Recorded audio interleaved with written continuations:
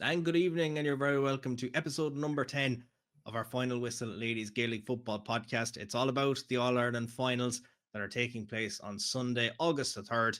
And we have a jam packed show to get through in relation to dissecting the junior, intermediate, and senior final for this year, hearing from the respective captains and, of course, our two All Ireland winners from last year to give us a bit of the behind the scenes of preparing for an All Ireland final. Of course, delighted to be joined, as always, by Clare Owens from Leitrim, 2024 All Ireland winner in the intermediate grade, of course, with Leitrim, and then Joanne Doonan from Fermanagh, who picked up her third All Ireland title last year in the junior grade. Girls, we're back again, episode number 10. As I mentioned there, just the All Ireland finals. It's the biggest day of the year for players putting on their county jersey and running out in Croke Park. Joanne, I'll start with yourself just from last year.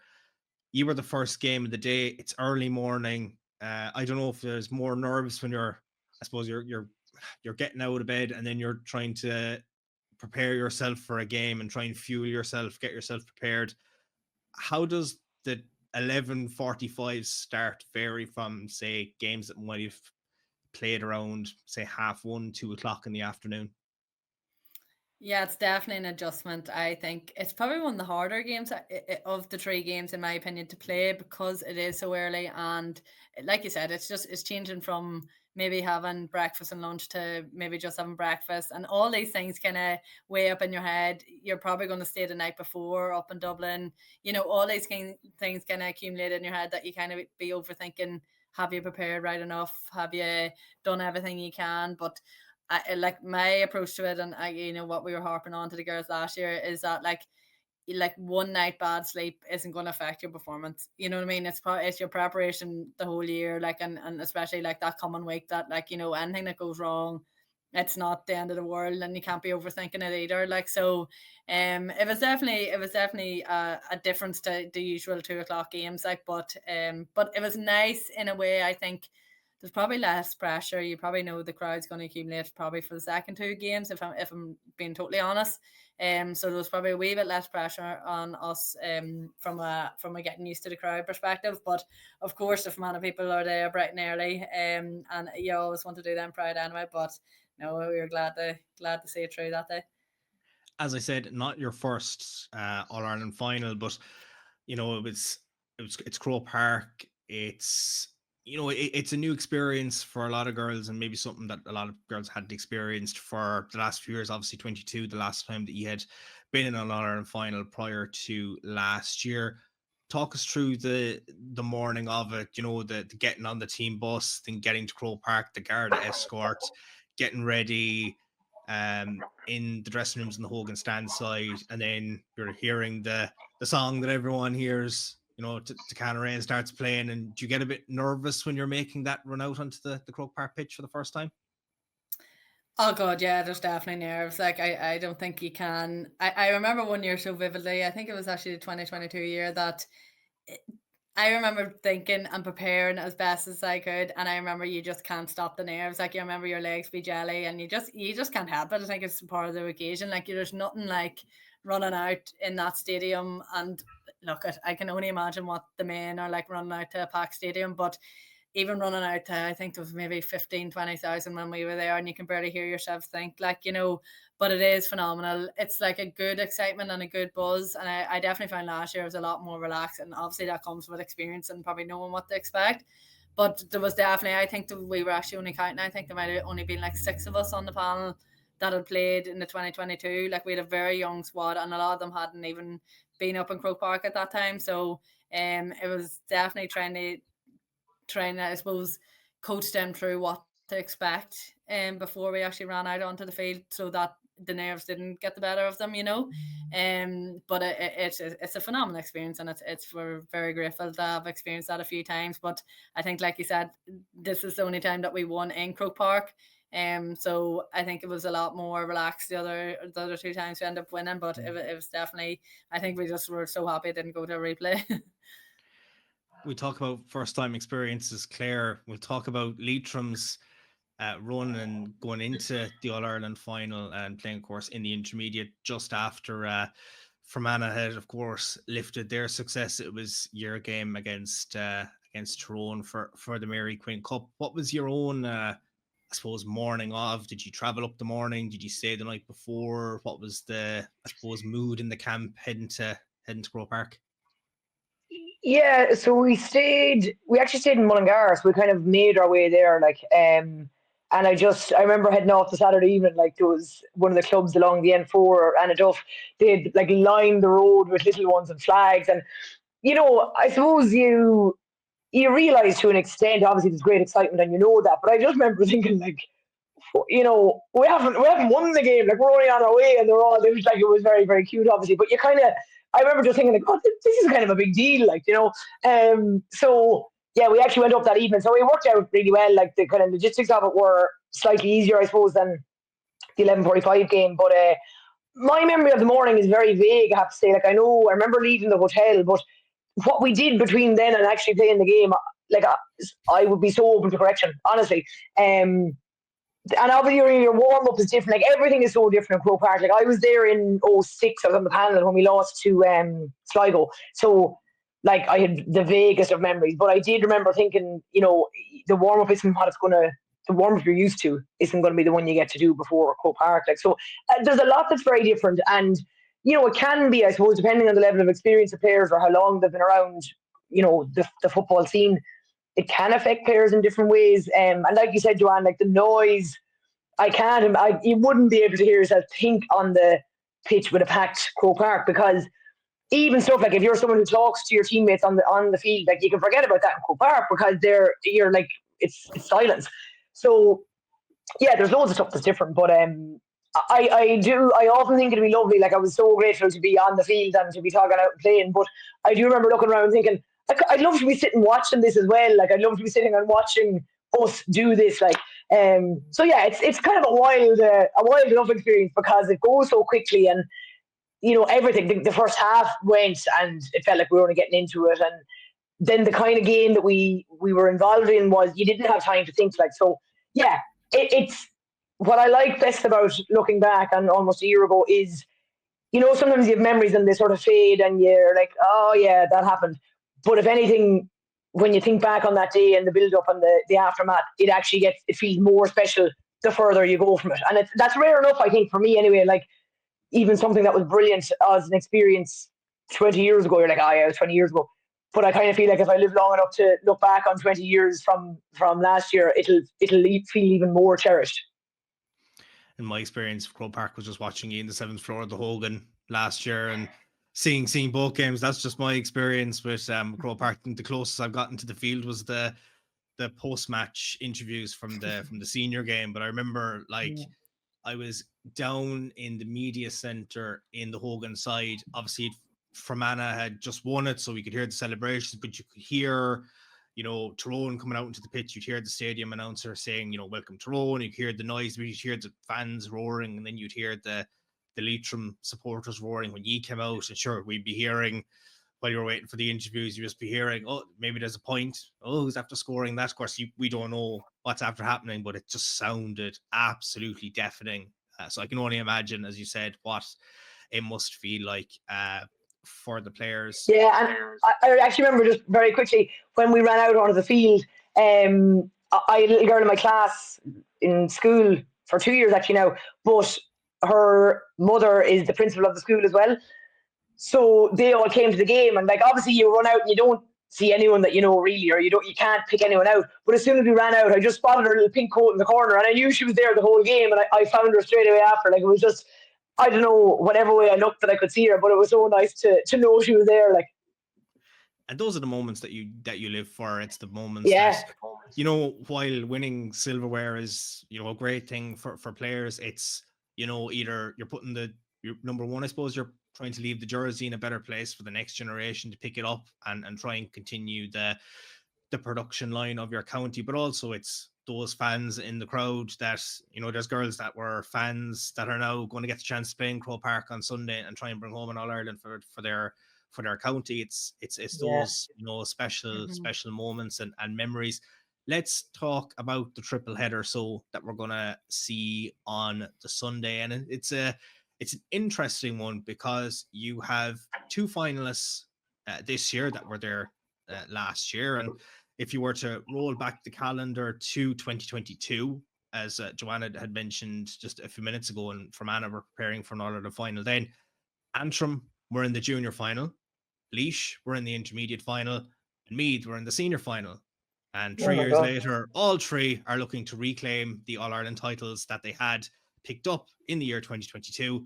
And we'll see what way it's going to go. The first of which, as I mentioned, Antrim preparing for the junior decider this year, of course, champions in 2022, taking on the beaten finalists from last year in the form of Louth.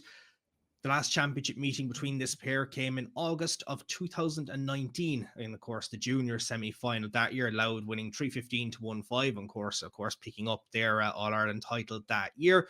The last meeting of these two teams was in Division 3 of last year, with Louth picking up a point in a 1-6-0-10 win. And then you have to go back to 2012, the last time these two teams did meet in an All-Ireland final, Antrim prevailing on that occasion.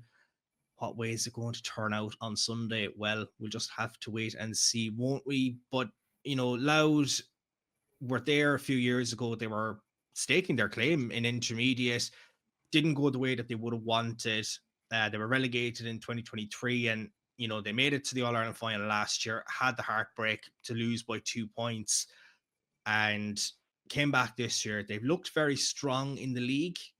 Built a solid foundation. Their new management went on, won the Leinster Championship, and have just looked, I suppose, very, very strong. And they haven't lost a game since February of this year. Then you look at it and you're saying, okay, they have lost 2 games, one to Cavan and one to Down. So Ulster teams have been a little bit of a thorn in their side so far this year, but Louth do look very, very strong. I know, Joanne, you played them last year. You know what way they are. They're a very strong team. You left with a 2-point win. They put you under the cosh for 60 minutes as best they could. Emer Smith was just too damn good in the end for Louth to deal with. But look, they're going to be, I suppose, going in on Sunday. They're going to be here to prove a point. They want to win the All-Ireland. Yeah, and I think it probably goes without saying too that I think anyone that is a finalist, you're never guaranteed that the next year you're going to make it back. So it shows Louth's actual talent and how the group has stuck together to get back there 2 years in a row.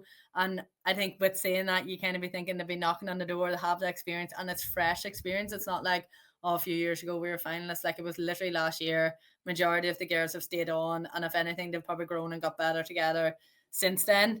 And even at that point, like you said, like, it was a really, really good game against them. I think we just kind of, I suppose, had that wee bit of composure at the end. Like, I think we held the ball for like 2 minutes, to try and see that game out. Like, Louth were like really putting the heat on us. Like, so I reckon it's going to be a very good game between them and Antrim. I know you've mentioned that, they haven't really lost a game this year since February, and like, they were Division 3, technically on paper, they're a Division 3 team, they're only down, they were there last year, you'd be thinking that they would be, I suppose, favourites, but then you have to look at Antrim's winning streak and that they are only down from intermediate last year, that it is going to be a very close battle. Like, so it's, I'm already excited for this weekend. I'm going to be stuck on repeat again about saying that I really can't call it, but I really don't know about this game. Like, it's going to be very good.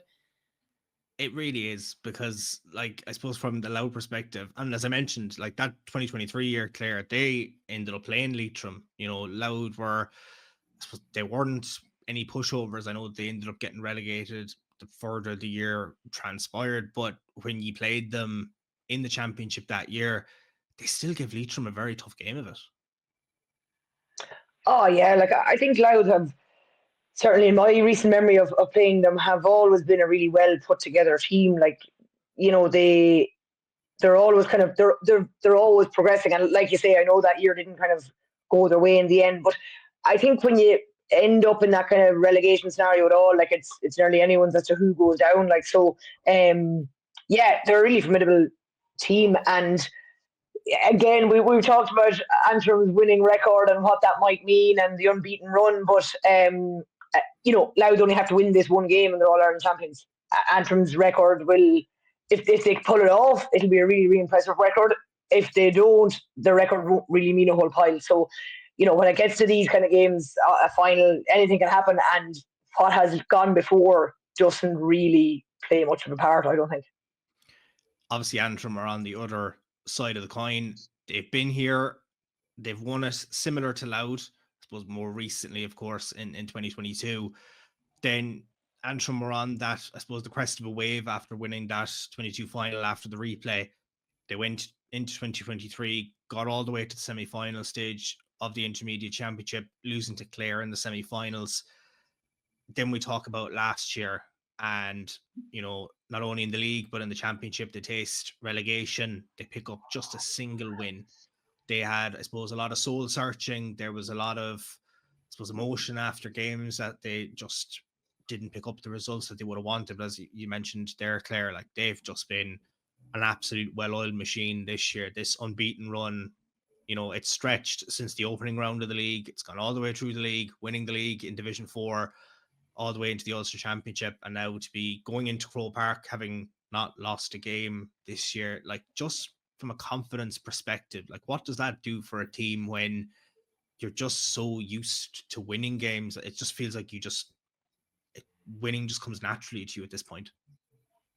Yeah, well, that's the other side of it. I spoke there about it not mattering much, but equally, as the players, you're looking back in your year going, we've shown that we can do this. We can win tight games. We are really consistent. So, of course, you're going in with confidence, kind of thinking, our form hasn't been off. We haven't dipped. So there's loads of confidence to be taken from that. But I think for both teams, it's remarkable resilience. Like, when you just kind of journey through Antrim's last couple of years, and the bounce back has been phenomenal. Like, it's really hard to come back from a really, really disappointing season. And equally, Joanne, like you said, with Louth, you're thinking, well able to make back to junior final, but will they? Like, and it's a long road, and there's only so many games, but it's the week training week on week, and do you have the kind of psychological mettle to get back there? And there's so much in that. So I think both teams have shown themselves to be very, very resilient, and like, it's who's going to blink first on Sunday. And it's not like Antrim are the overnight success story either, because they have, as I said, they have been building. And from that clash with Sligo, they had 7 players who started that 2022 final in Croke Park. And I know you look at their team and they are missing the likes of Orla Prenter, who was probably one of the best forwards in the country at the time when they did win that All-Ireland. She was absolutely sensational in that 2022 season, had been for a good few years for Antrim as well. Kathy Carey has gone as well. She was captain that year. They've lost Gráinne McLaughlin. They've lost a lot of players, but they still have, a lot of, I suppose, youth. You look at just 2 young players that played that day back in 22. Like, Maria O'Neill was 18 in that All-Ireland final. She scored a goal and a point, and she has 8-16 tallied this year in the junior championship. And then you talk about Sarah O'Neill, was 16 playing in that Ireland final in 2022 and she has scored a goal and a point in this year's championship. Like, they have a lot of experience still in their squad, despite losing some absolutely fabulous footballers over the last couple of years. And youth on their side too. Like, they're experienced youth, so like, me and Claire's worst nightmare, seeing this young thing that's been around for a long time, you're like, oh God. But no, like you said, and even I was nearly repeating what Claire was saying about like how the psychological side, like, of you not losing the game all year. Like, you can say they could be going in complacent, but I just don't think anyone goes into an All-Ireland complacent, because like Claire said, anything can happen in the day, and it doesn't matter that we haven't lost a game all year. You have to be going in that this is the only game that matters. But I do think, like, if I was like a manager, I would be trying to breed confident players and going in that you're going to be nervous, but you got to be confident and back yourself in these scenarios, because, like, a wide in an All-Ireland final can seem so much more detrimental than in a league game at the start of the year. So if you're able to keep it together and have that confidence, that's going to stand to you, and it'll ripple throughout the team as well. So I do think Antrim are a very, very confident team, and I do think it takes a lot to rattle them. But it is one of them things, like, look at once you get into a team, if they start shouting at each other, I know I'll be taking confidence from that, whatever team kind of cracks first on Sunday. Because Antrim have been in that scenario before where they've gone to Croke Park and they've left empty-handed as well. And when you go back to 22, that was such a, the ending of that game, it could have gone anywhere. And then just the way they performed in that replay was just absolutely outstanding. We've mentioned matchups in the past, and it's those, I suppose, little matchups between the players. Like, you look at Antrim's full forward line, like Lara Hunzi seems to be going in playing full forward, but they seem to be kind of, maybe they'll put Maria O'Neill in a full forward and play Lara, I suppose, more out in that centre forward role that she's kind of been playing more so, that we might have seen her, especially during the league campaign where she was kind of there. Now we see that they might throw her in full forward and let her kind of feed the ball over to Maria. I mean, when you have a forward that scored 8-16 in the championship, just probably give them as much ball as they would have wanted. Then you've Laura Agnew, that's a very good forward. Bronagh Devlin has a couple of points, the captain going into this game. Bronagh had played in that 2022 final, the same as Lara. Then you have Teresa Mellon, who's a goal and 9 points in the half forward line. She was on the bench in 22. Maria Neal, as I mentioned. Aoife Kelly has a goal as well. So all of their forward line have, I suppose, they have brought that attacking threat. And then you look at, they could bring on Nicole Jones, who scored 2 goals and a point in the championship, and Blahiney Cahill, who's 2 goals and 4. Like this, the scoring threat that Antrim are bringing into this final is very, very scary looking for any defence. Yeah, and the versatility, I think, of them as well. Like you said about Laura Hansi and Maria O'Neill, like being able to interchange them, or, get your break in full forward. Well, if that is a break anymore, but, you can swap it in and out. But, well, I personally think, like, if I was them, like, I would be getting Laura nearly probably at that half forward to kind of maybe play as a third midfielder for the kickouts. Like, I just think Croke Park is such a big field. And if you can get any outlet at all, like, and she's such a good link player into those forwards that are such a scoring threat. And like you said, like, look at Louth obviously going to be, tagging Maria O'Neill like that. You'd be kind of thinking the other forwards really have to step up here, but I do think they have the talent to do that. And like you've mentioned a few, like, but it is even Bronagh Devlin, I feel like, is one of those players that, you switch off for a second and she's in behind you. She's a very smart player, and she's very calculated, and she can kind of keep the thing ticking over. And that it's definitely going to be hard for Louth to I suppose stop them all. But again, they have very good defenders as well. Like, and even Áine Breen in there, I know she's kind of going in and out free midfield as well.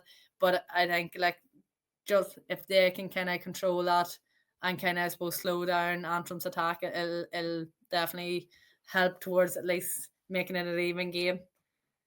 Like, those Louth defenders, I suppose they're very good at doing the job that they're supposed to do, which is the defensive side of the game. But when they break, and they can break at pace, and with the way Croke Park is, it's really designed. If you can run, you'll run the ball well, and you will create your chances. But like, that midfield battle, I think, between these two teams is definitely worth the cost of the admission alone. When you look at, you mentioned Áine Breen there, a goal and 4 points this year. Like, defense, midfield, attack, I think she'll cover every blade of grass in Croke Park on Sunday.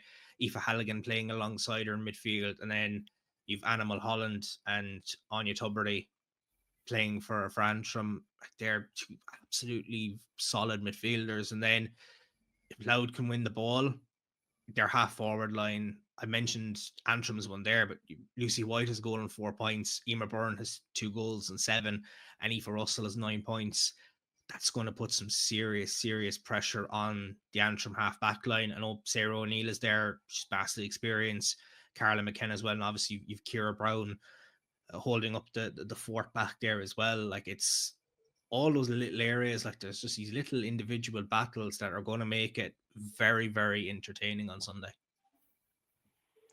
Yeah, for sure. And I think, like you mentioned, Joanne, with Croke Park, both teams have experience playing there, but you play more of your football outside of a field like Croke Park, let's say. So in terms of adapting to that and how quickly you settle into those parameters can tell a lot, really. And, you talk there about their midfield, like, kickouts are important in any game, but I think they're even more important at Croke Park. And the width of the field is using it is important in any game, but it means more in Croke Park. So, yeah, they're both. They have recent experience, and the players themselves, as you mentioned, Joanne, have recent experience of playing here. So, I think they'll be embracing it quite well, and obviously they'll be excited. But they have the kind of backing and the history of playing there. So it's who kind of uses the field best, I suppose. But when you go through the teams there, you're kind of thinking, her and this other player, and with both teams, you'd be foolish to kind of focus on stuffing out one threat because they'll have others coming from everywhere at you.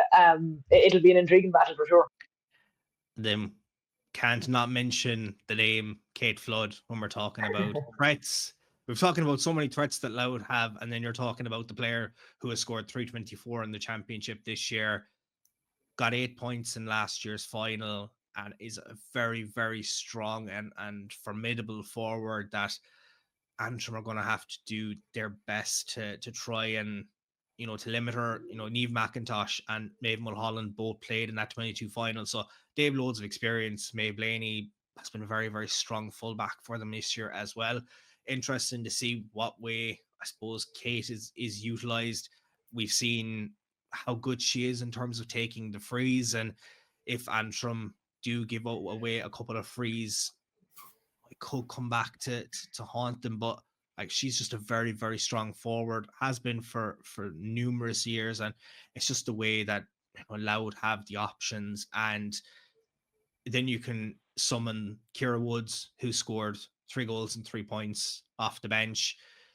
Zara Sweeney has scored 6 points. Rachel O'Connor-Leonard has a goal and 3. And Mia Duffy has 3 points. So there's loads of options that they can bring on. I know this is hypothetically stating that both teams will pick the same 15 that lined out in the semi-final. I suppose, look, if it ain't broke, don't fix it.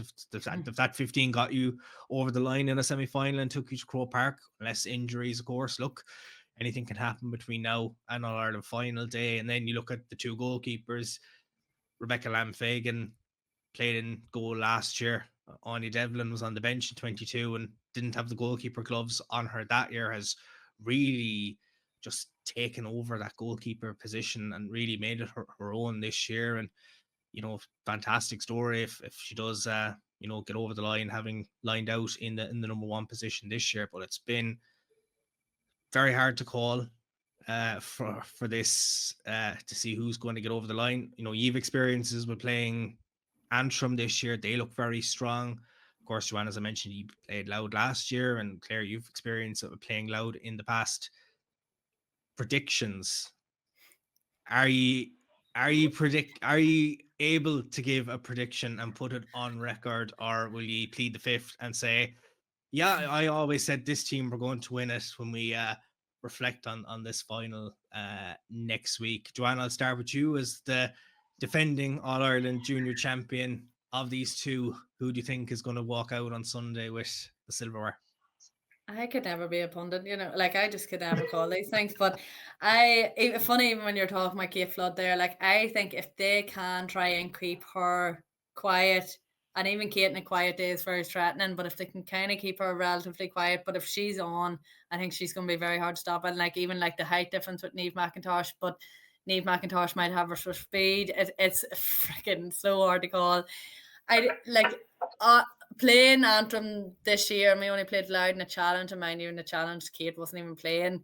But I do feel like Antrim are on fire this year, and even when you're naming them things, I do think they are going to be a force to be reckoned with. Part of me would kind of just honestly like to see Louth win just because they were there last year.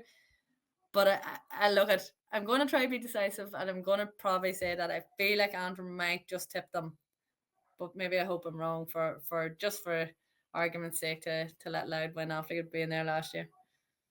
Claire, would you be in agreement? Yeah, and probably only because I haven't, we've played Antrim this year. I know what they're capable of. I'm maybe a little bit more ignorant to what Louth are capable of, been on a field with them. But yeah, I'm going to try and call it. And if we're wrong, we're wrong. I'm going to tip Antrim by a very tight margin. Yeah, I'm also in agreement with Antrim, but I'm going to say maybe 3 points, 2 at a push. I think it's going to be a very, very close game. It's all going to come down to the forwards. If a bit like Emer's performance last year, Joanne, if Marie O'Neill just runs the show, I think it's going to be very, very hard to stop her. Or Lara DeHunzi. I think Antrim's firepower, the way they've done it since, I know we're playing in Division 4, but that Division 4 league is as competitive as you're going to find in any other division across the National League. I just think they're just a very, very strong team. But Louth can easily prove us wrong. I think it's 60-40 Antrim. If we were going to pick it, I think it's going to be very, very close in terms of who we're going to pick. We're going to hear next from the two captains that will hope to climb up the steps of the Hogan stand on Sunday. First up is the Antrim captain, Bronagh Devlin, and also we have the Louth captain in Áine Breen. Bronagh, not that long ago, Antrim were here getting over the line in an All-Ireland Junior final. Now you're back just 3 years later, and Louth are a very, very strong team, but you'll be looking forward now to the occasion on Sunday? Yeah, definitely. We've been here before, so have Louth last year, but I suppose it's where everybody wants to be this stage of the season, and we're really looking forward to it and really excited for it. It's been just 3 years, but there is a lot of change in the squad. There's only, I suppose, a handful of players that started that final, you included, that are still active. Couple on the bench, a couple of players have kind of come and gone. A lot of big leaders have departed the squad over the last couple of years, but there's so many exceptional players that have put on the Antrim jersey this year and have got you to this stage. Yeah, I suppose ones that this is their first year on the panel, that they've come in and they've shown what they're about, and it's just probably within a couple of years that they will be the main players put on the team sheet. But it's good this year that you've got ones that have stuck by it and they've continued to play and continued to come back, and it's that experience that you need, especially in days like this. So I suppose with new faces and same faces, it provides that new excitement and then a bit of experience in there too. We've spoken about it extensively on the podcast, this winning run that you guys have been on this year. I spoke to Ciara about it as well. Like, for a team last year that picked up just one win and unfortunately were relegated in the league and in the championship, to have picked up all the wins that you have on the trot, it must give you a lot of confidence going into games. Yeah, absolutely. And in fairness to the girls last year, they may have only had one win, but there were teams, there was times there was maybe only 3-4 points in that in them games playing up an intermediate. So I thought they were brilliant last year, and to come in now this year and we were able to reset and rebuild. It's been brilliant, and for the likes of Ciara staying on and showing that experience and showing her talent, it's been brilliant, and I'm hoping we can finish the season off on a high here. And there has been so many players like that, like back in 22, like the likes of Marie O'Neill was only a teenager, now she's your top scorer. Just everything has gone right for her this year. Sarah O'Neill was only 16 that day. She's still very young, but so much experience. You talk about Ciara, Lara DeHunzi as well. There's a lot of experience in the squad, and they're fueled by past successes here, but also the last 12 months, that while there was, I suppose, low points last year, the ultimate high is awaiting now on Sunday. Yeah, the amount of experience that Marie and Sarah have, for all the age of them, it's crazy. And never mind experience, the talent that is hanging out of them. They're a phenomenal set of footballers, and we are very delighted to have them on our team. And for the likes of Ciara and Lara staying with us and pushing on, it kind of shows that wee bit of hunger, that they didn't feel like they deserved how last year went, and they really want to push that back. And it's great for Antrim that there's players like that still want to hang around, and they want, even when things aren't going right, that they want to push on and kind of show where we should be playing at and want to be playing at. I know you were here in 22. Now this time around you're going to be leading the team out as captain. How's that going to feel? Yeah, I suppose in a way it's kind of much the same. You have to have the same preparations, but in a different way it's very nice. It's a wee bit of, I suppose, not much of added pressure, but you've got other wee things to think about and stuff. But to be leading them out around Croke Park, it's brilliant, and I'm delighted to be doing it, and But again, it's a team effort, and everybody's worked extremely hard this year, and I think we definitely deserve to be where we're at. I know it took a replay the last time you were in an All-Ireland final to get over the line. Louth are looking like a very strong team. You've history with them over the last couple of years. It's not the first time either that these two teams will play each other in an All-Ireland final, going all the way back to 2012 when you met them and you got over the line on that occasion.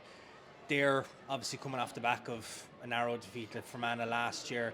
They want to come back here and pick up the trophy, so you're expecting a very tough battle to try and bring home that Junior All-Ireland Championship. Absolutely, and especially that they've been playing Division 3 this year too, so I suppose you could say the games have maybe been that wee bit more intense for them, or if you look at it that way, but they're definitely going to be coming hungry, looking for the win again, but so are we. So we're both unknown this year to each other, but in the sense, we're still fairly familiar to each other too. So it'll just kind of come down to how we all play on the day. You've very vocal supporters. They've supported you from the start of the year all the way to the semi-final in Clonus. Now it's the All-Ireland final, and I'm sure it'll be get in the buses, get everyone down and get them into Croke Park on Sunday and try and give you that lift to get over the line. Yeah, I hope so. We had a night during the week there, and there was just the amount of young girls that came, and they're just, some of them are actually starstruck by some of the other players there, but if that's the right word for it, but they're just as excited for the game as we are. They're all, like you said, going down their bus loads, and we just hope there's plenty of bus loads going down, and to show a bit of support, and hopefully we can do it all for them. Áine, another year and another All-Ireland final for Louth to prepare for. Plenty of buzz and excitement in the county, no doubt. Yeah, definitely. Look, we're certainly looking forward to it. I think the build up to any game, be it our semi-final or final, there's excitement within the camp. Obviously, there's that desire, that want to go out and kind of right the wrongs from last year, and focus on our performance, learn from maybe what we could have done differently last year, and look, progress and showcase again what we're capable of. Absolutely. And when you look at, obviously 12 months ago we were in another noisy Croke Park when they were preparing for the All-Ireland final. Didn't go the way that you would have wanted against Fermanagh, but I'm sure you've learned a lot and can be fueled by the disappointment and just how well you have been playing football this year to go out into the pitch on Sunday and try and rectify what happened 12 months ago. Yeah, definitely. And look, I suppose we probably didn't play very well the day of last year, and once to only lose by 2 points, it was so disappointing, but look, we have to just regroup, learn from that, play the way we've been playing all year, learn from those mistakes, and as you say, or hopefully right any wrongs, or fix any mistakes that happened last year. You haven't lost a game since February from the league campaign. I know it was to two Ulster teams, and now you're taking on another Ulster team on Sunday. I don't know if you read much into that or anything. You look at Antrim, the record that they're on. I don't know if that's scary, a prospect when you're taking on a team that haven't lost this year so far.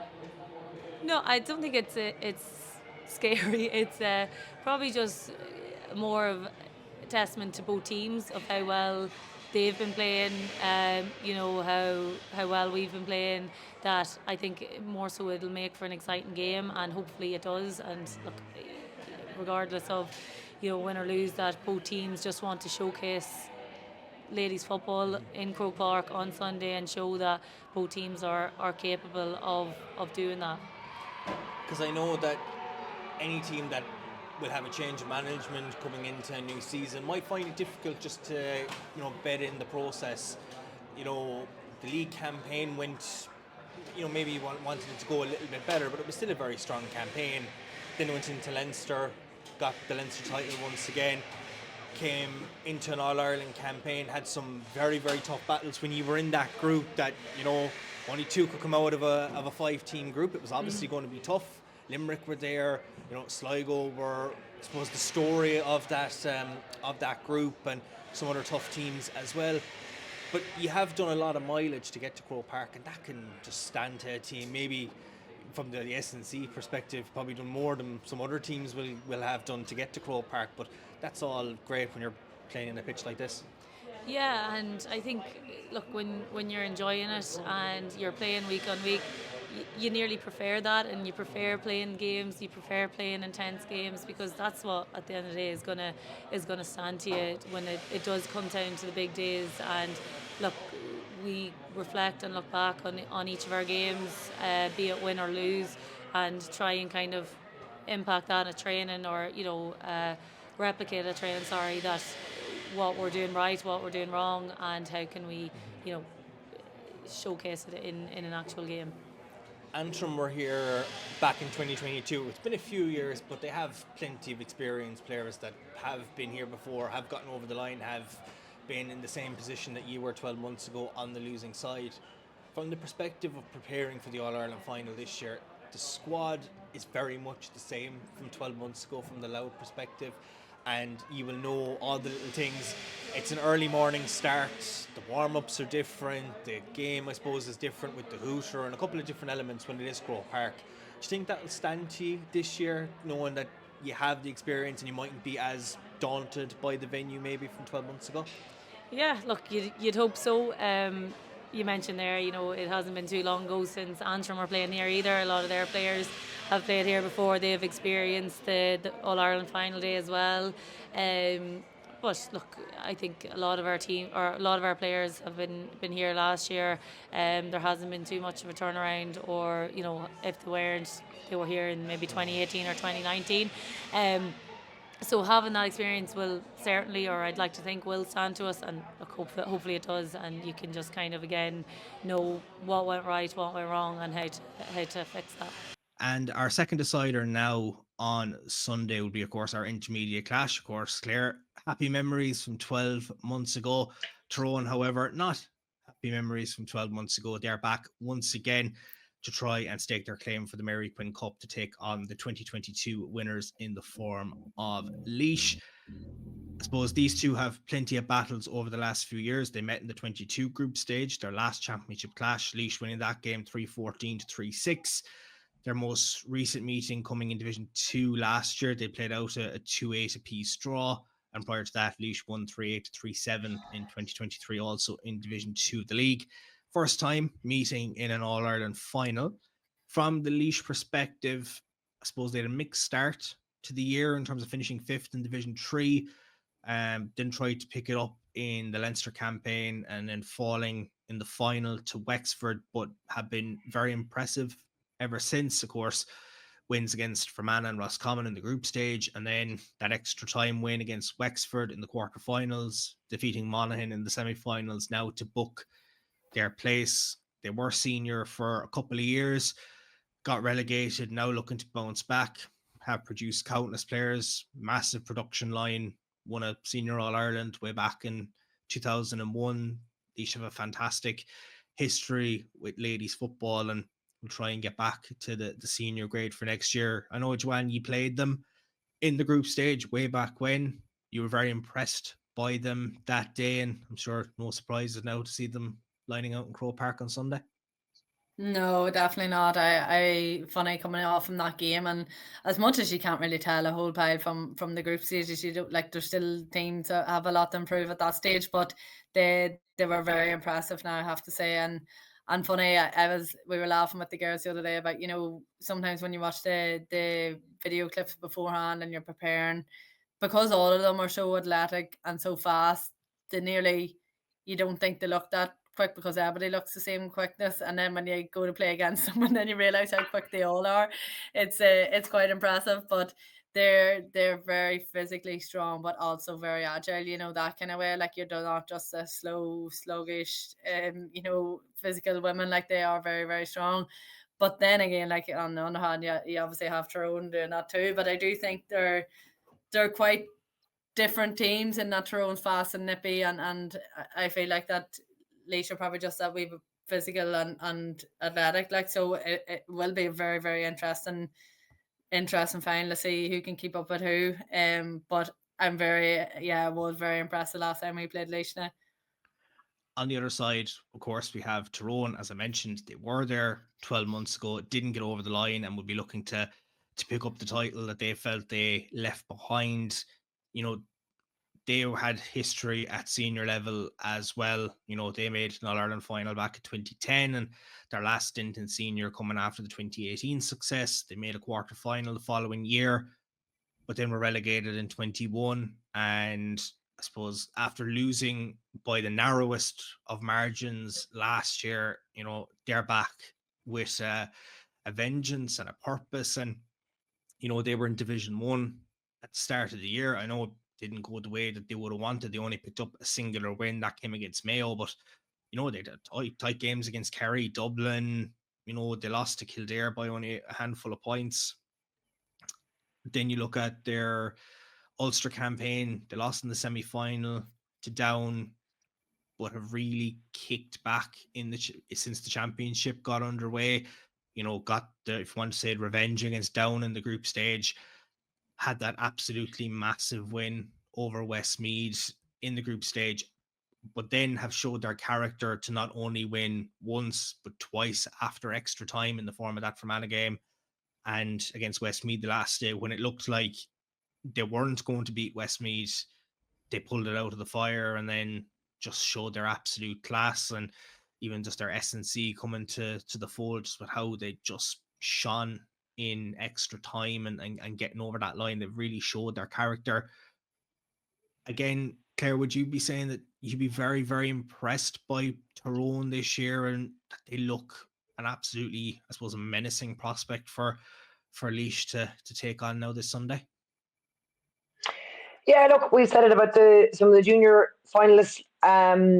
To get back to Croke Park the following year, like, it is actually, if you look back kind of over the years, it's hard to make it back, and maybe even a little bit harder when you've had the defeat the year before. So that alone is impressive about Tyrone. They do seem to have a very sharp focus this year, and like you said, having to get through using extra time.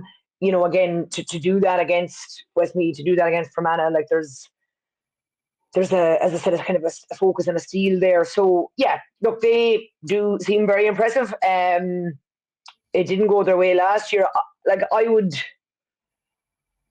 think they've obviously improved again this year, but I think they were well set last year's final too. So they'll definitely be feeling like they're, you know, just doubling back to pick up what they left behind them last year, maybe. But like you said, Jim, with Laois, then, you know, they've a massive history there of playing in Croke Park and being up senior and just kind of turning out team after team. And if they do get relegated, they're back up as quick as possible. So they're two big football counties going at it on Sunday. So again, Tyrone been there last year. Will it count for anything on the day? We'll have to wait and see.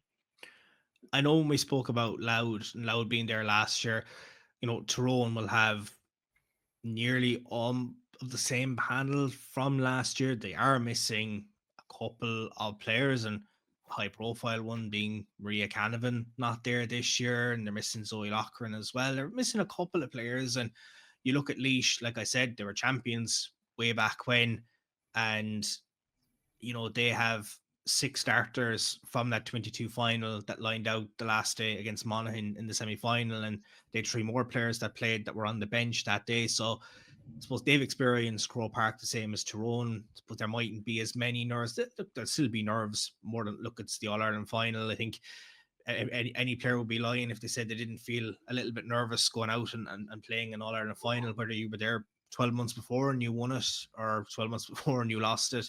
There'll still be some degree of nerves for both teams. Looking at those two counties that are doing battle now on Sunday, like, Laois have massive history, but they've also got massive scorers, 2 of which in their full forward line. Emma Lawler with 4 goals and 13 points, and Moan Ernie with 4 goals and 12 tally this year. They have been just on the money, both of whom played in that 22 final. Emma Lawler scoring 2 points, Moan Ernie scoring a goal and 5 that day.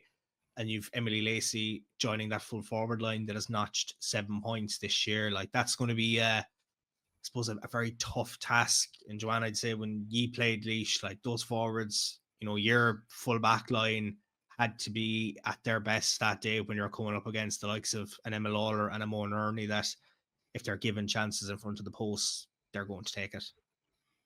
Oh, without a doubt. Like, and I've spoken about it before about their like systems of play that they have. They seem to be just very connected and very used to playing with each other, that they just play off each other so seamlessly, and it's just like they're nearly that connected to where they know where the second pass is going to be. They're already making their move, and it is impressive to watch.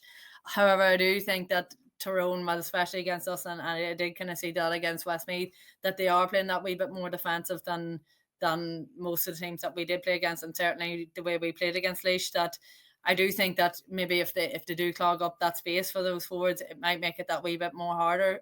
But they also have the capability of scoring from range too, so it is going to be so interesting to see how the game fares out. And I think as defensive as you want to play, sometimes in Croke Park it's just so big that there's always going to be space and there's going to be gaps. So like you might be just running up and down for the sake of it, because there's always going to be space for the forwards to score. So yeah, it's going to be very interesting. Like Laois have a really good half forward line. Tyrone have a really good half back line. Caitlin Campbell has a goal to her name this year. Maeve Mallon has a point, and Claire Canavan is a very, very strong wing back as well, going off the half back line that would have played that day against Westmeath. Then you're looking into the midfield battle, and like Aoibhín McHugh, the captain, got a goal in last year's final, has 1-2 to her name so far in the championship this year. Slane McCarl has 2 points, seems to be the one that's playing alongside her this year in midfield. Then you have Jane Moore, who is lining out for Laois way back when in that 2022 final, vastly experienced. And Fiona Dooley has 3 points, playing alongside her in the midfield. Like those kind of positions, like I suppose if you can win the breaking ball in midfield, it's your halfbacks versus the half forward line, I suppose, that's really going to come to the fold that day. And it is such a massive pitch. Like it will come down to the S&C part of it. And we've seen Tyrone not once but twice this year that they've gotten over the line after extra time. It really shows just what they're about, that they can win those little battles this year.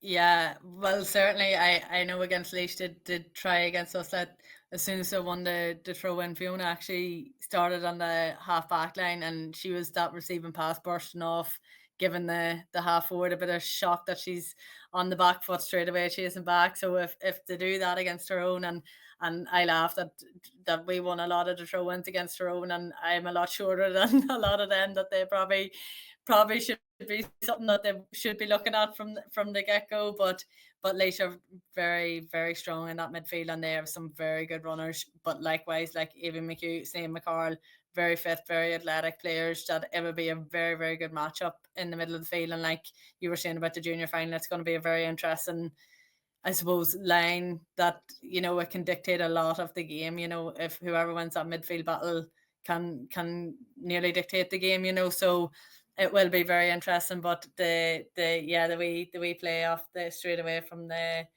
throw in will be interesting to see if that's done on Sunday, and see can Laois get a score from it.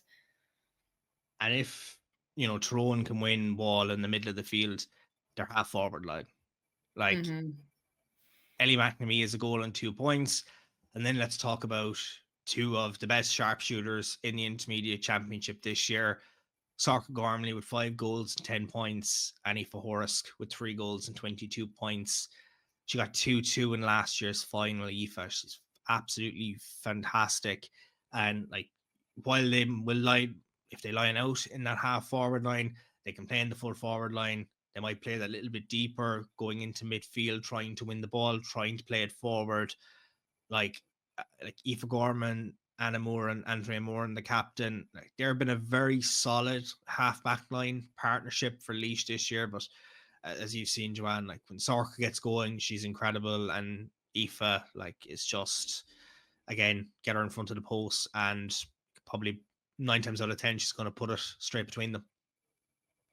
Yeah, and look at like maybe I'm just not familiar enough with playing Laois that often that I'm kind of like, do they have someone agile and nippy enough to take Soher Gormley, like, because she is such a handful, like, and like you just cannot switch off for a split second or she's away, like, and she will be a massive dictator, I think, of how the game's going to go and whether she's going to, if she performs, I feel like Tyrone are going to have a good day, like, and like you said, Aoife Horror's coming off her, like, Aoife's phenomenal engine, as well as actually having the skill, being a very, very cute, smart player. If the ball doesn't go dead, they're slowing it down, they're getting set up, they're getting back, they're incredibly, I suppose, smart and well drilled, the Tyrone forwards. How to give their, I suppose, teammates the best chance to set up, that it's not just the house is down when they do attack. But yeah, I think they're going to be a handful for Laois defence for sure.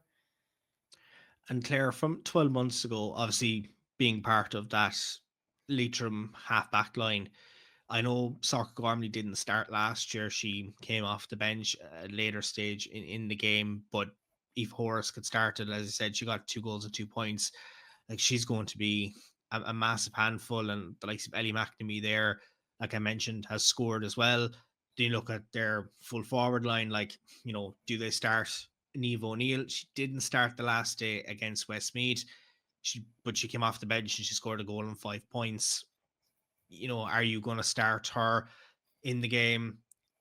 Do you start Sacha Byrne? She's got a couple of points this year. Then you've Cara McCross and you've Maeve Corrigan. Like, from the defensive perspective, Tyrone are bringing quite a lot of firepower to headquarters, and will take a lot of stopping from Laois just to try and, I suppose, put out those fires before they do start. Yeah, I distinctly remember the moment that Sorcha Gormley came on last year. It was, I think everyone kind of, we knew it was going to happen at some point when she hadn't been on the field before that. But yeah, you need to try and stay composed when you see a player like her come on. Obviously, I mean, she was brilliant then, but she certainly, like Joanne said, kind of she will dictate a lot of what goes well, I suppose, for Tyrone on Sunday, even more than she might have last year. I wouldn't be overly familiar with the Laois bench, but certainly Tyrone have massive finishers to bring on, and like you said, there with the likes of Niamh O'Neill, like, comes on and scores 1-5. Do you start her Sunday? I think we talked about this a lot over the last couple of months. The timing of those kind of substitutions is really, really important, because sometimes you're looking at a game, even as a spectator watching the telly, you're going, too late or too early, or so it's like kind of a Goldilocks situation of you can, as a management, tactically, you can just call it so right when to bring a finisher like that in.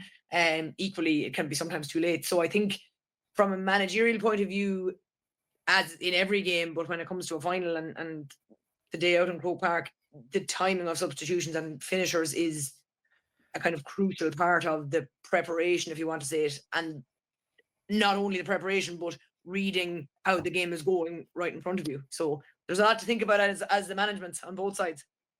I'm sure seeing Sorcha coming on last year was a bit like when you played Dublin this year, going, who are they bringing on now? Coming off if the only bench. I knew what was to come. But she's absolutely flying it this year. And like, Chloe McCaffrey got 3 points last year.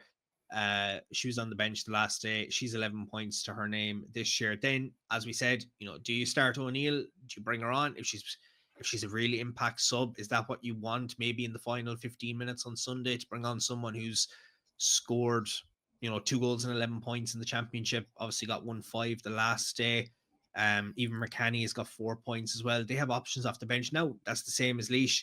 Lauren Carney has come on in games. She's got a goal and 3 points to her name. They've got a couple of other players that can come on and kick a couple of points. It is going to be very closely fought between these two teams. I mean, we seen last year, the hooter sounded, and Cleary said it before, that, thank God for the hooter last year from the perspective of getting over the line. But that's how close this game is going to be, that you might have, Tyrone could be a point or two up in those final 2 minutes and look up at the clock and say, look, we're just going to kick it around here and just see the clock down and just try and manage the game you can. And it's those moments that you haven't done throughout the season that you're now going to have to feed into your game plan for Sunday, because everything with Croke Park is different to what you've played every week leading up to the All-Ireland final?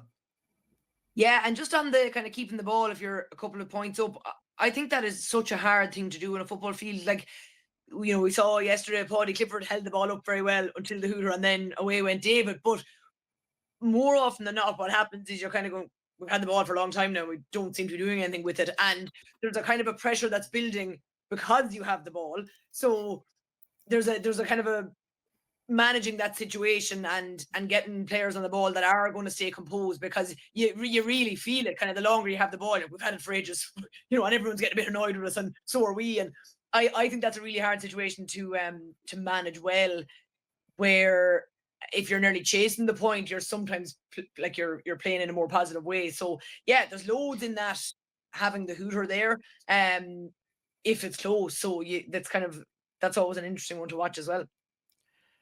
Well, I put you on the spot to name who's going to win the junior. Now let's see who we're going to think is going to come away with the Mary Quinn on Sunday. Claire, I'll start with you this time. Being the defending champion and having gotten over the line last year, experience of playing Tyrone and knowing what Tyrone are about, maybe not so much in terms of Laois, but they're still a very strong and experienced team. Who do you see taking it this year?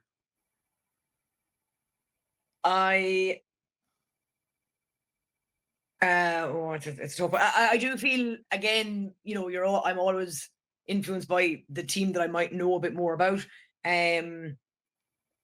But we're hearing a lot this year about how Tyrone left behind them. So let's say they're going to pick up the cup they forgot to this time last year. And Joanne, are you agreeing Tyrone more so than Laois, having played Laois?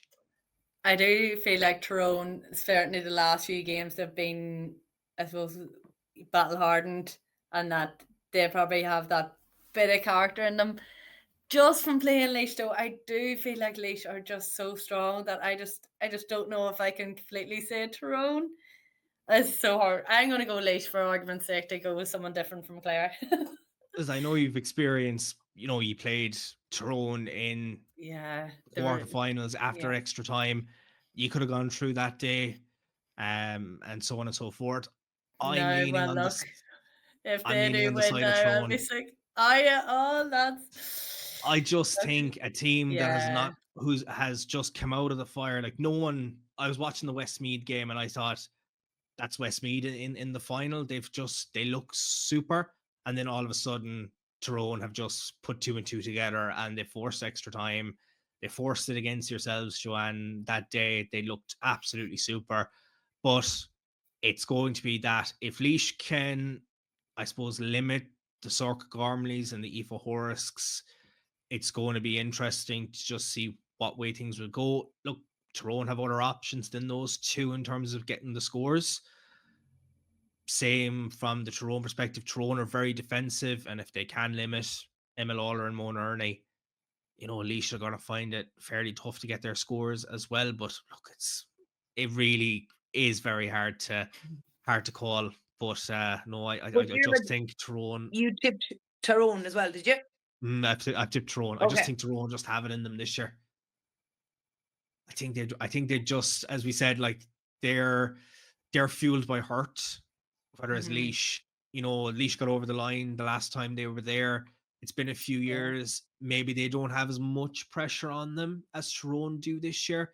But again, maybe a team going up with confidence might be a good thing on their backs to say, look, we might be the underdogs going in. Maybe Tyrone are favoured more so than Laois, and Laois will play with confidence and they'll get over the line.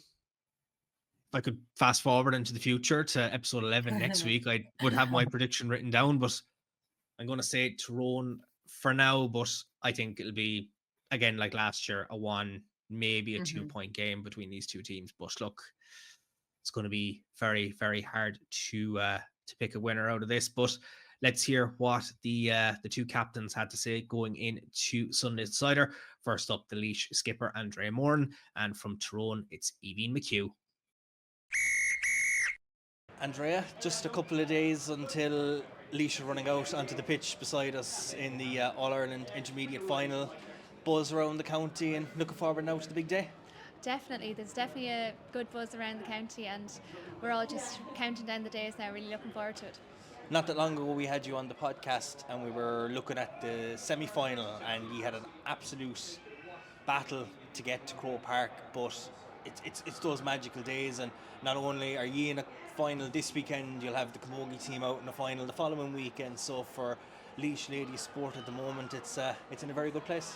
Yeah, I mean, to say you have two teams in an All-Ireland final 2 weeks apart is brilliant to say. So, you know, we'll be supporting the Camogie girls the week after us, and I'm sure they'll be supporting us as well. But yeah, I suppose we had a tough match, the semi-final against Monaghan. You know, it was they came back so much in the second half that, you know, they really put it up to us, and just the joy and the relief at the end when the final whistle went. What was that emotion like? Oh, sure, you know, you're on a high that, you know, you're going back to Croke Park, you're just so excited. But then I suppose we, you know, getting back to training the week after to settle everybody again and get going again, down to business. When we spoke that time, we spoke about obviously the 22 final, the last time Laois were here in an intermediate final, obviously got over the line, and it was a fantastic occasion, and you went up and played senior for those couple of years. Obviously you missed out on that occasion, so how much now are you looking forward to Sunday on a personal level? I'm really looking forward to, you know, it was tough not being there, but to be coming back and to be playing, you know, it's really exciting, and it's just, I'm so delighted to be there, and especially with this group of girls, they're amazing. So, yeah. Not a bad occasion to be captain for either. No, I mean, it's a huge honour to be, you know, leading the team out, and, you know, hopefully lifting the Mary Quinn Cup afterwards. You know, that's the dream. So, yeah. I know Clare has spoken about it, the emotion and getting over that line. Last year when they played Tyrone, you know, they're back this year. They're hungry to, you know, pick up the cup that they feel they left behind them last year. Obviously you're coming back to try and win the cup that you won in 2022, so it is shaping up to be a very, very closely fought and entertaining final between the two of you. Yeah, look, I suppose Tyrone were there last year and they lost narrowly, so we know they're going to be really hungry coming back this year. And I suppose we know that they are, you know, a really strong team, and they've got strong players all over the pitch, so it's definitely not going to be an easy task, and we're going to have to, again, throw everything at it on the day. You've shown, you know, we look back at the league, it was a building block, just try and get yourselves right for the year, and then the Leinster Championship just didn't go the way you would have wanted to on that occasion. But now you look at, since the championship, you've really kicked on from the group stage. Then you had the extra time win against Wexford, and then that semi-final. You've put on a lot of mileage, but it shows just how strong you are. Yeah, I think we have great character and great heart. You know, we were really disappointed with the league, the Leinster final, and we've just listened and we've learned a lot, and we've really tried to enforce what we've learned during our matches. So, yeah, really looking forward to it. I remember 2022, that Laois crowd were so noisy from the first whistle to the hooter when it crowned you champions on that day. How big will it be just to get that backing from your supporters, just to give you that bit of an extra edge now when you're playing on a massive pitch like this on Sunday? Yeah, like, it's great to hear the support when you run out into Croke Park, so I really hope we do get a good support, and I do think we will. You know, Laois people, they're really good to come out and support the ladies, especially when we you know, get to a final or anything. So yeah. Aoibhín, another year, another All-Ireland final now for Tyrone. When last we spoke, we were previewing the semi-final stage. You had an absolute battle against Westmeath. It looked at one point like it wasn't going to happen right at the end, but for the second time you managed to get over in extra time, and that's given you massive mileage now, and I'm sure you can build on that going into Sunday's final. Yeah, it was a really, really tough game. It was really warm that day too. You know, it was a tough battle, and we were probably lucky to get ourselves into extra time and finish it out in extra time. But yeah, a good way to go into an All-Ireland final. Just from the perspective of preparing for an All-Ireland final, to have had, you know, a real strong battle against Fermanagh that went all the way until that second half of extra time to secure it. Similar story against Westmeath. That can give you a lot now of, I suppose, confidence and plenty to build on now, taking on a team like Laois. Yeah, definitely. Like, we've plenty to work on ourselves, you know, throughout them games. We'll look at our own performances, but in terms of like our character and resilience, like, you can take a lot of confidence from that. I know 12 months ago we were in a similar position, only we were in the exact same spot, previewing last year's final against Leitrim. Ended in a 1-point defeat. a lot of people will say when you're back in an All-Ireland final the following year, you might be fueled by, I suppose, the disappointment from 12 months ago, or you might just be fueled by desire. Which one do you reckon, if any, will be fueling Tyrone now on Sunday? It's a bit of both. Like last year, we will be, looking to use that to our benefit. Like it was disappointing to lose by points, really, really hard. And like last year after we lost, we knew it was such a long way back to a final. So to have got here now, you just want to go for it. Because it is such a competitive competition. I know you've new management in. You were starting the year in Division 1. Picked up one win in the campaign, then went into Ulster. But ever since, it's since the intermediate championship kicked off, it's been all, I suppose, the road to Croke Park. But you've really, really, taken it in your stride and looking like a very, very confident team going into this. Yeah, look, we're just learning, we're trying to learn, and like championship knockout football is the best place to learn, you're not forgiven. So as I said, like we're just looking at every one of them performances and trying to get better. I think like every game that you come through in championship, you're just buzzing to be there, you're going in and training skipping the next night, so that's what we're doing, we're working hard and we're looking forward to the final. When you look at 12 months ago, we were saying, it's been a while since Tyrone were last in an All-Ireland final. Now you were here last year, so do you think, all the little setups that go into preparing for an All-Ireland final, the warm-up, the getting here, those little things that you might find different from starting off the year in January or February to getting to August time, will that help you now more so than it did 12 months ago? Yeah, hopefully, and hopefully the occasion of last year and being part of that, the occasion this year won't overwhelm us, that we'll sort of be used to it and have that experience, because that can happen, it's a big day, you're not used to playing in Croke Park, that alone, is massive for us, so hopefully having that experience will help us. You've history against Laois. Dave had a history of getting here and winning the intermediate final. Thoughts on your opponents now on Sunday? It's shaping up to be a very, very tough battle between the two of you. Yeah, we're expecting a tough battle. We know Laois are strong. We've watched some of their games there. And no team is just gonna give you the intermediate title. We know they're in to win it. And they only won the intermediate a couple of years ago, so they also have that experience. And just trying to get as much support. Your supporters were very vocal here 12 months ago. I know. Look, they left deflated, but plenty of buses and plenty of people now from Tyrone making the journey down on Sunday just to try and give you that drive in maybe the final 15 minutes when you need it most to get over that line. Yeah, and it makes such a difference. We are lucky, as you say, we have vocal supporters. They've followed us this year through extra time, and a lot of the time they've probably kept us there and put us over the line. So yeah, we want all the support to come from Tyrone. We want them all to travel down to Croke Park. Two finals discussed. Now the big one, senior decider, 4:15 on Sunday. Of course, the action kicking off at 11:45. We've touched on that between Antrim and Louth. And then, of course, 1:45, the match between Laois and Tyrone. Those two finals will be done and dusted by the time Dublin and Meath throw the ball in at 4:15. The 2023 champions taking on the 2022 champions, as both of these teams look to reclaim the Brendan Martin Cup, having fallen at the quarter-final hurdle the following year after they last tasted success in headquarters.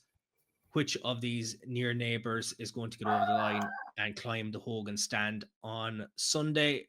Very well acquainted. They know each other inside and out. Of course, a repeat of the Leinster final from back in May. Dublin winning, of course, 213 to 112. January of 2024, the last time that Meath did defeat Dublin in a competitive outing.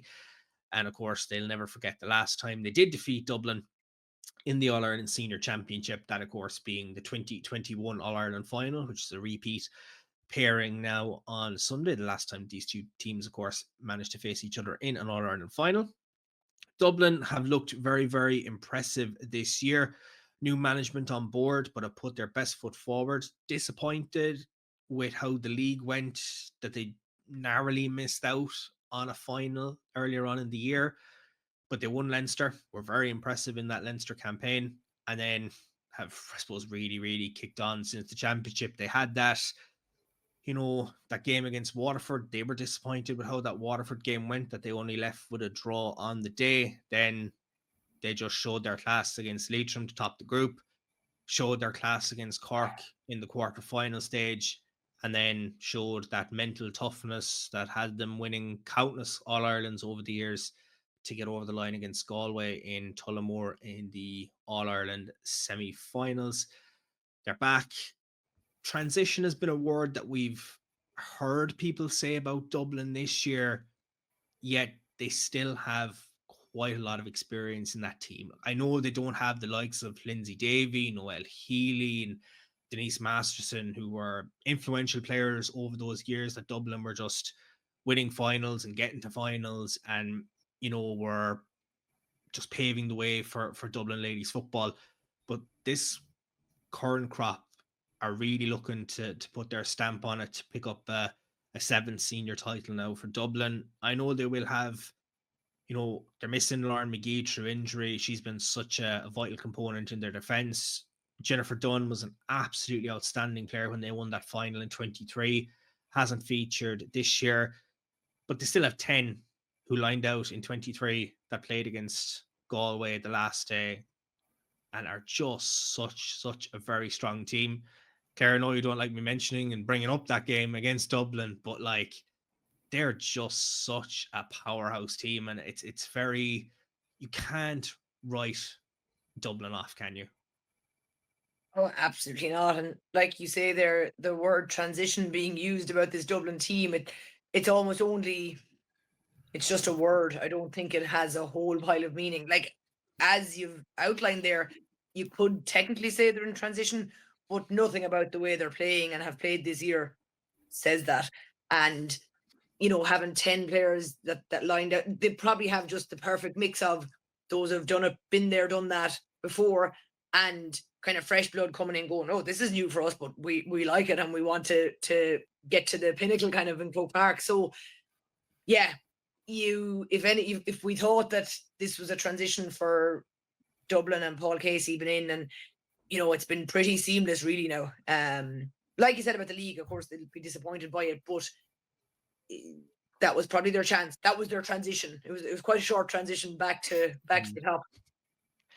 And people are probably saying the same thing about Meath, that Meath, were this team that were riding a roller coaster for a few years, were making it to semi-finals and then getting to the intermediate finals, not getting over the line. Then they got over the line in 2020, went up against Dublin that following year, were coming in as the underdog. No one was giving them much of a chance against that Dublin team that were chasing I believe they were chasing their 5th senior title in a row that year.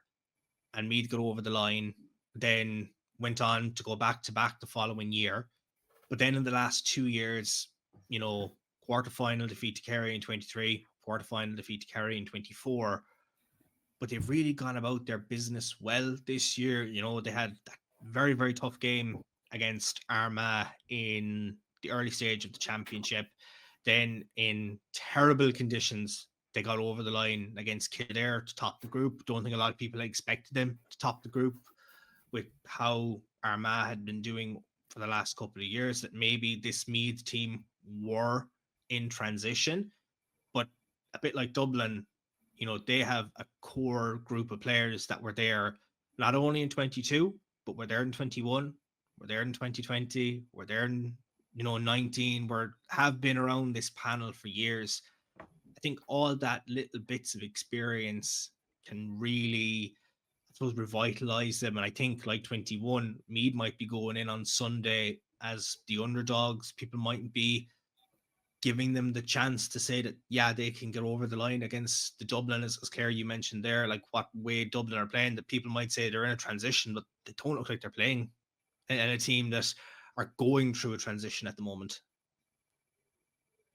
Yeah, for sure. Like, it's, as I spoke through Dublin there, I was thinking you could say the exact same about Meath, like you've said, German. And I really, like, I'm looking forward to the day as an occasion, full stop. But this game in particular, it just feels big. It feels very like Clash of the Titans kind of, and two teams that are probably have had a similar trajectory this year. Like, possibly more was expected from Dublin than Meath, but I've said this before, like, why would anyone have thought that if we did? So yeah, it feels like they're on a similar path. But someone has to come out on top on Sunday, so it's going to be a real treat for all of us to watch on.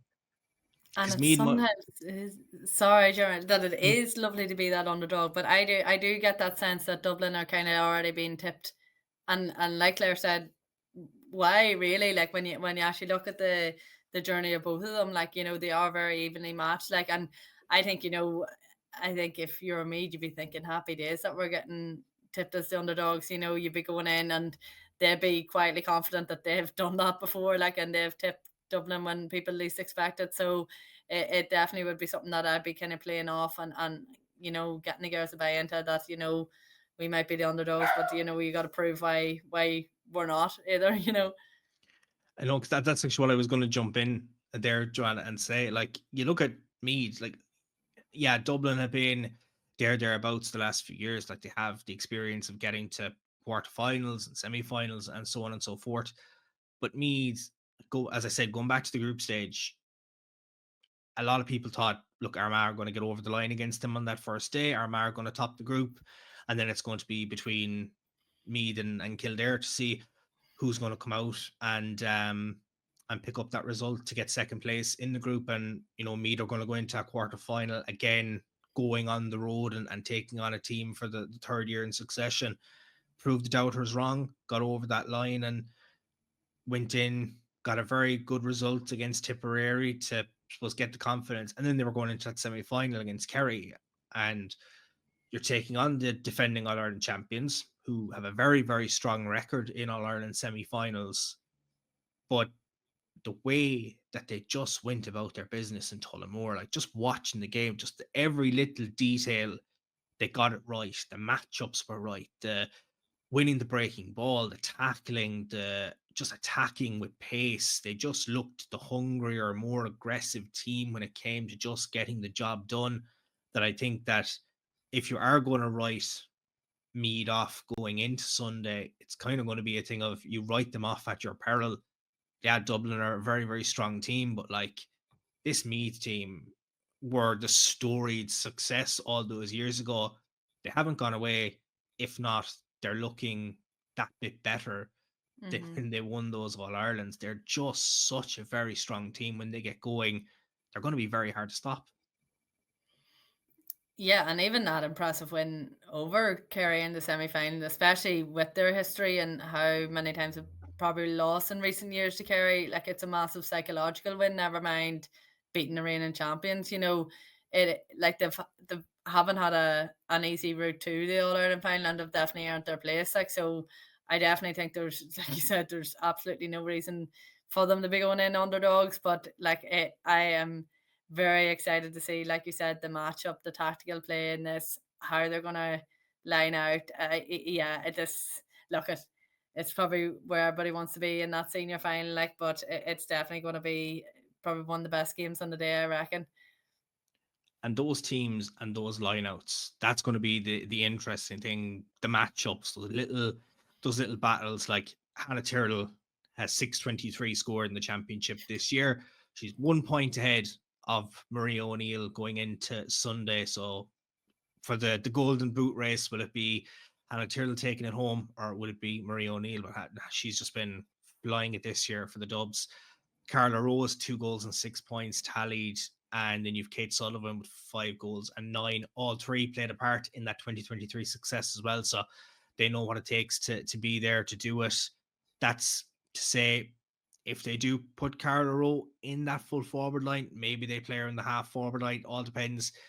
Has she been carrying a knock recently, and do they want to risk it? Do they want to keep her inside? Look, we've seen her scoring exploits when they get the ball to her, the way that Dublin have attacked. I know that, you know, Niamh Heatherton has played in the full forward line at times this year, but played in midfield the last day against Galway alongside Eilish O'Dowd.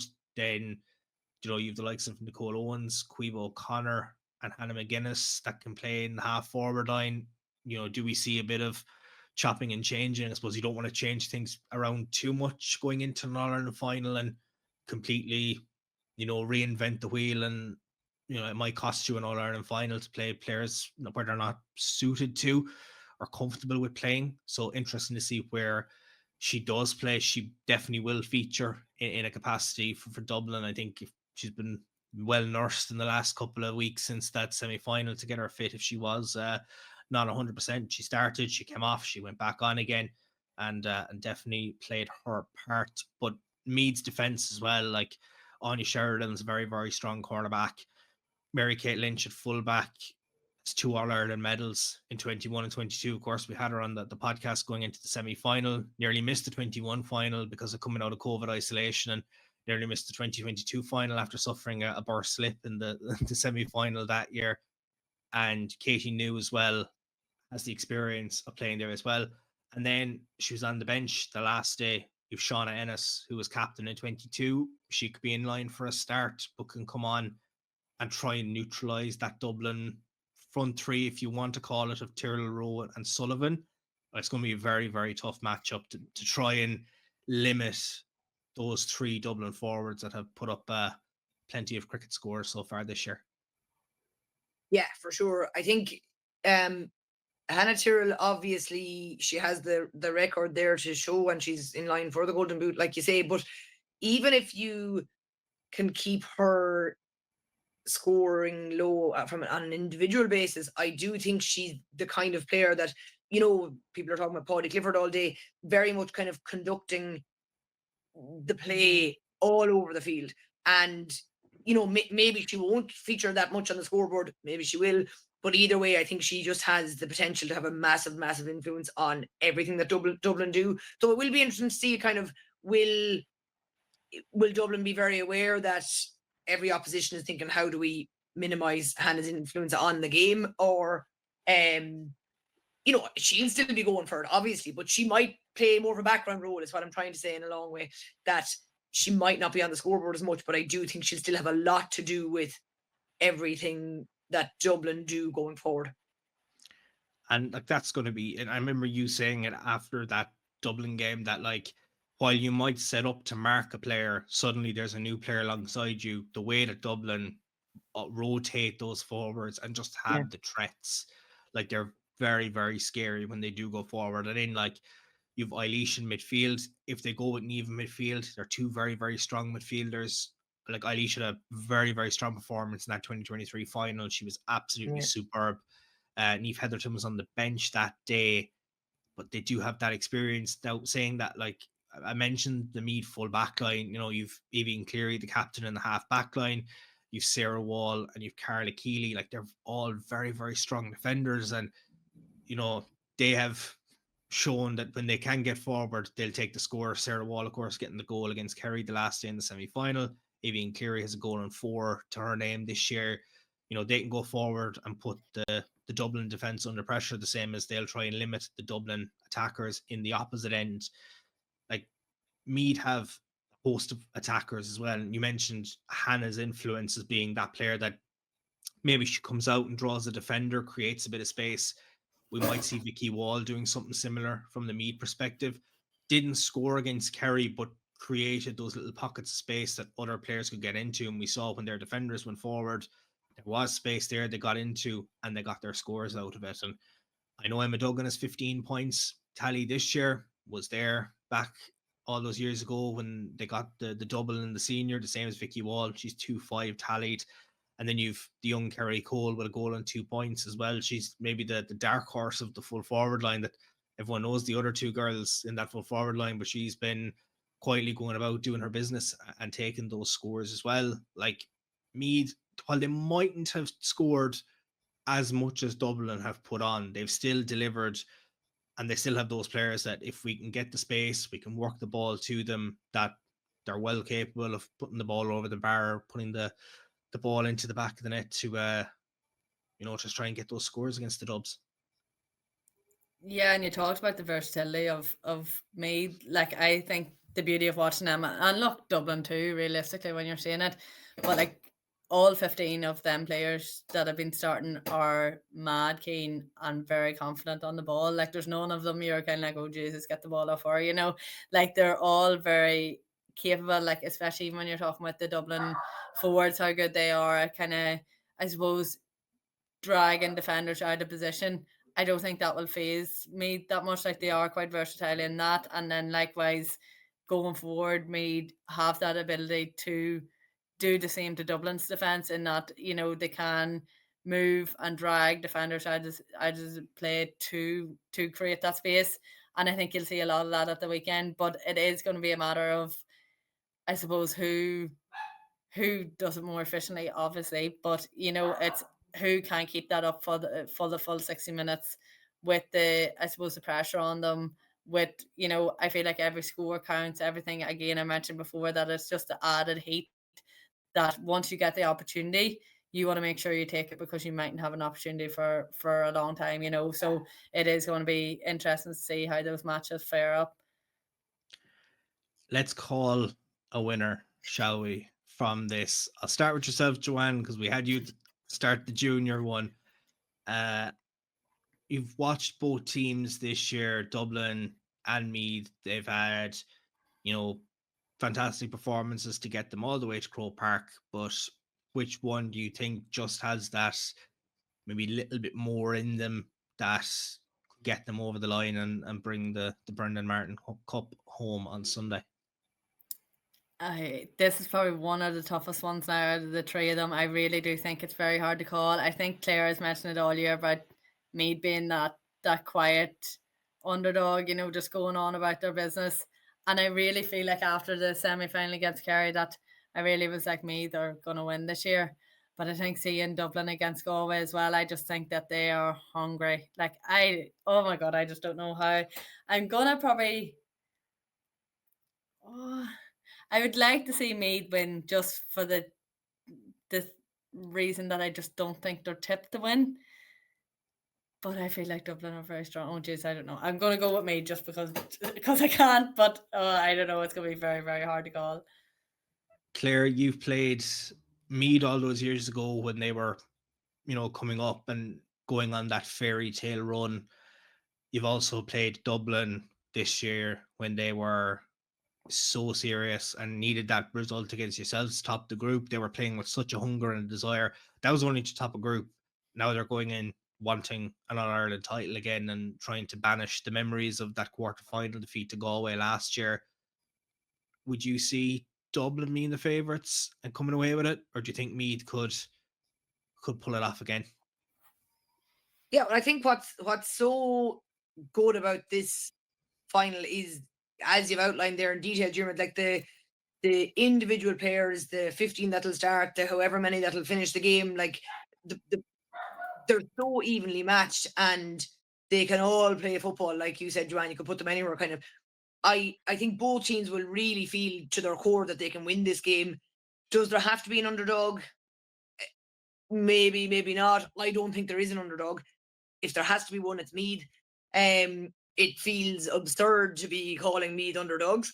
I am very aware of Dublin's threat and their intent this year, but I am going to tip Meath to win the 2025 Senior Ladies All-Ireland.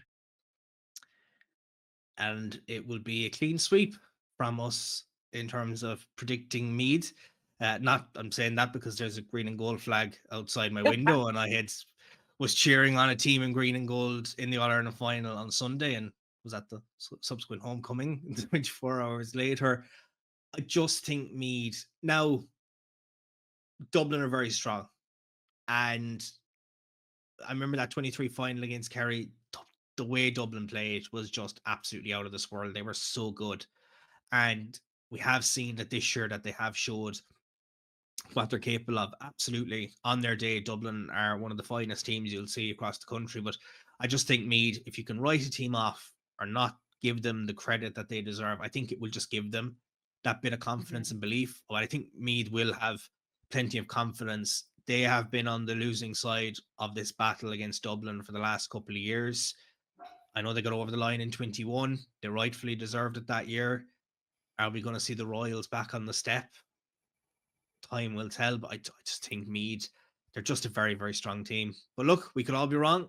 If Dublin win, we'll all be wrong. So I think predictions are hilarious though, because I'll be if we're wrong, I'll be, you're kind of going, great, I was wrong. Or if you're right, I get that. So I love predictions because you're kind of, either way you're happy, because you sort of love being proved wrong with a prediction sometimes. It's lovely Saying being that- a neutral, isn't it? Yeah. I don't think we'd be surprised if Dublin win on Sunday. Yeah. Exactly. That's it. But Yeah. would we be more surprised to see Meath, maybe based on that a lot of people have been talking them down as opposed to talking them up over the last couple of years? Let's hear what the two captains had to say leading into the All-Ireland final on Sunday. That's Dublin's Carla Rowe and Aoibhín Cleary from Meath. Carla, more excitement for Dublin back in an All-Ireland final after a couple of years. Looking forward now to Sunday? Yeah, absolutely. I think today has been one of those moments where you kind of check in and think about it's Croke Park. You get to look at the grass and everything and see how brilliant the pitch is looking. So yeah, getting excited. Because it's another All-Ireland final. It's, a chance for Dublin to get more history and so on and so forth. And you're taking on the old foes in the form of Meath and the battle of the 23 champions against the 22 champions. It's shaping up to be a very close and exciting battle between the two of you. Yeah, absolutely. It's a big week. It's an exciting week, and it's going to be a big game. It should be an exciting game as well. That's what we're looking for. All the Dublin's crowd as much as possible to get behind us, support us as much as possible, like they have been all year. And we know that the Meath crowd will be come in good numbers. But yeah, the game should be good. We know that Meath have progressed hugely from when we've previously played them, so we won't be taking too much out of that either. Take our learnings and move on and focus on our own progress. You mentioned support. I remember the crowd for the 23 final against Kerry, the Dublin supporters were getting behind you. You had a very, very strong performance that day, started very strong, and that support was just building all through long and down through the years when you've been in All-Ireland finals. The support has followed you, and even to get to this day, supporters were down in Waterford in the group stage. They braved the elements, the day against Leitrim, the day against Cork, and then in Tullamore the last day as well. That's massive for a team in an All-Ireland final. Yeah, it is. It's huge. And, we're really lucky. The Dublin supporters are phenomenal. And getting to even meet some of them out on the pitch is a really nice moment to meet young girls who they might have books to get signed, or they might have pictures that they had from you from a couple of years ago. So, it's very special to be able to be a part of that and contribute to it. But yeah, a big, huge final call out to all our supporters who have been amazing all year to please come out, get the blue jersey on and be there next Sunday. Absolutely. Let's talk about the semi-final in Tullamore. Again, it was Galway. Again, it was a game that went all the way to extra time. And it can be a game that can go any way. Let's talk about the goal. Joanne and Claire sent the clip in and they were like, what has she just done? They couldn't get over it. They were saying if that was their first touch, it mightn't have come out as graceful as it did. What was going through your head when you just seen the ball and you just went, backheel this into the net? To be honest, I suppose not much. It's not like I stood in front of the goal and said, I'm going to run in here and backheel this. So I think it was just instinctual. I can definitely put that on it. It was just, what I did see was the goalkeeper getting up and moving across really quickly. So I knew it was either going in now or it wasn't. It was going to be maybe a point, if even possible. So yeah, I just got the good connection with it, thankfully. And it was probably when I ran out, it was that moment of when I was laughing, saying, did I actually do that? And thank God it went in. Because I don't know if you have the soccer background or if it's just Gaelic, but you might have had a couple of League of Ireland women's teams on your radar with soccer skills like that. I don't know, maybe Peamount United or something. No, I played in secondary school. I played a bit of soccer in secondary school. I always enjoyed it. I think I took to it pretty quickly. And yeah, I just think soccer is hugely skillful. You have to put a lot of time into getting it really right. So I was definitely focused on the Gaelic. I didn't want to take time away from my Gaelic football, but no, thankfully it worked out for me last weekend. Just on that game as well, that can give you, I suppose, confidence going. You had to go through every bit of emotion to try and get over the line against Galway. And now you're going into an All-Ireland final knowing, we had to go through everything. There's no doubt we can try and replicate what we picked up from that. And no doubt there was a lot of learnings that you made from that as well and can now take them into playing Meath on Sunday. Yeah, you're right. And that is it exactly. There was a huge amount of learnings. There was a huge amount of emotions, which I think for me personally even was one huge learning from the game is even this week, emotion is going to be as far away from me as possible. There's obviously some of it you can't control, but I've checked in with how to control that. So no, really looking forward to now just training this week, really enjoying those moments as the builds up around us, taking it in a little bit, but not going too far with it emotionally. I know the word transition is something that I've seen people maybe write articles on Dublin throughout the year, that change of management, a couple of players have left and there's injuries and so on and so forth. But from the Galway game, you had 10 players that started that final in 23. And like, you can take a lot from that experience, and for a team in transition, you're not playing like it based on the performances that you've put in this year. Yeah, look, definitely in parts there were times where we performed really, really well. The Galway game was not, the 60 minutes was not one of those, and we would have had a lot of learnings which we could take from that Galway game, but at the end of the day, at least we got to take those learnings. We still got to pull through as a team and move on, and that's the main thing. We have taken the learnings. We've now gone on and focused on looking at Meath, and we'll go back and train and focus on ourselves now for the next few days. Aoibhín, exciting times once again for all concerned with Meath ladies Gaelic football, back in an All-Ireland final for the first time since 2022. A lot of excitement, and hopefully seeing a lot of Meath supporters make the journey up here on Sunday. Yeah, look, it's definitely very exciting. It's, where we all want to be is in Croke Park on All-Ireland final day. And I think, our support all year has been brilliant in the last two games in particular. So yeah, definitely just encouraging, everyone in Meath to get out and to come to Croke Park, because I think the support really does make such a difference. Hearing that crowd behind you in Croke Park can have such an impact. So yeah, just really hoping for definitely a big Meath crowd there on Sunday. I remember the Meath crowd at the end of the 22 final when you defeated Kerry. They were so loud, and I'd say, I don't even know if you heard the hooter counting down. You definitely heard the fans telling you how long was left in the game, but they got behind you from the first whistle to the hooter sounding. As you mentioned, those last two games as well, Meath fans have travelled the length and breadth of the country, and they really do get behind you. It must give you just that massive lift. Yeah, and so grateful for the support that we do get, and so proud to be from Meath, and from a county that really does bring that support. It really does mean, as I said, an awful lot to the players and to the whole group. So yeah, like thinking back obviously on those days, the support we had in 21-22 was incredible, and had such an impact on us, and hearing the roar I suppose at the end and knowing how much it meant to everyone means the world to us. So as I said, I just hopefully now they'll all come out again on Sunday. You've been building towards this since the start of the year, and I suppose it's no one's surprise that you have been here with the football that you have been playing. I know I spoke to Mary Kate on the podcast before the Kerry game. That was going to be a very tough battle between the two of you in Tullamore, and the history of the two previous years losing down in Tralee in the quarter-final stage. But that was an absolute, if we want to say, perfect performance to dethrone the champions and to get back here. And you can take an awful lot from that now, taking on Dublin on Sunday. Yeah, I think perfect performance is definitely a stretch, and I think coming out of it, we were definitely very happy, to put in a performance that was good enough to get over the line.